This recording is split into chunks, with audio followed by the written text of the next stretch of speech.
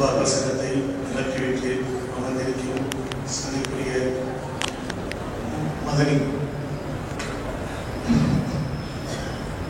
கபர் மதனி அவர்களே, சங்கைக்குரிய சுஜேபுல்லா அவர்களே, உலமாக்களே,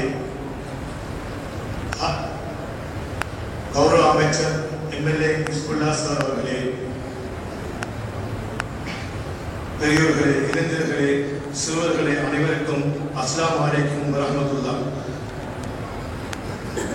நடந்து முடிந்த நகரசபை தேர்தலில் பொதுஜன ஐக்கிய முன்னணி சார்பாக போட்டியிட்டு எமது குழுவினர் அதிகப்படியான வாக்குகளை நீங்கள் அளித்தீர்கள் மூலம் கூடுதலான ஆசனங்களை பெற்று ஆட்சி அமைக்கும் சந்தர்ப்பத்தினை இறைவனுடைய நாட்டத்தினால் நீங்கள் வழங்கியுள்ளீர்கள்.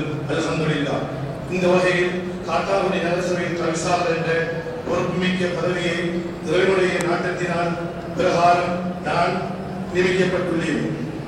இந்த நகரசபை தேர்தலில் நேர்மையாகவும் இறைவனுக்கு பயந்தவனாகவும் எனது கடமையை மேற்கொள்வேன் என்றும்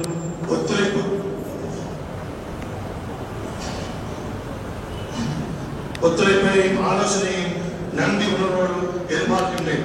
இந்த நகரத்தின் பசுமைமிக்க அழகான முன்மாதிரியான ஒரு இஸ்லாமிய சூழ்நிலை கொண்ட நகரமாக்க வேண்டும் என்ற கௌரவ அமைச்சர் எம்எல்ஏ ஹிஸ்புல்லா சார் அவர்களின் துரிதமான அபிவிருத்தி திட்டங்களில் இந்த நகரத்தை நானும் தனது உரமான ஒத்துழைப்பை வழங்குவதோடு தனது முழுமையான பங்களிப்பையும் வழங்குவேன் என்பதையும் இச்சந்தர்ப்பத்தில் தெரிவித்துக் கொள்கின்றேன்.